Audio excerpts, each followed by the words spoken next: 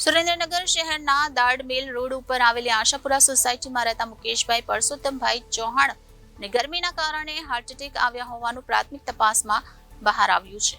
મે મહિનામાં તાપમાન 40 થી 45 ડિગ્રીની આસપાસ પહોંચી ગયું છે અને આંતરિક ગરમી ઘણા ગંભીર આરોગ્ય જોખમો બનાવે છે અને હૃદયના દર્દીઓ માટે પણ તે મુશ્કેલ સમય બની જાય છે.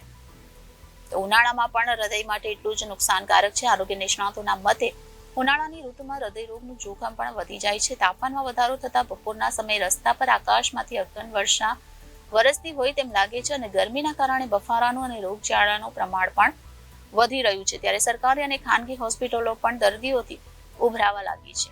ત્યાં ગરમીના કારણે સુરેન્દ્રનગરમાં પણ હૃદય રોગના હુમલામાં વધારો જોવા મળ્યો છે અને હૃદય રોગના હુમલામાં એક વ્યક્તિનું ઘટના સ્થળ પર જ મોત નીપજવાની ઘટના સામે આવી છે.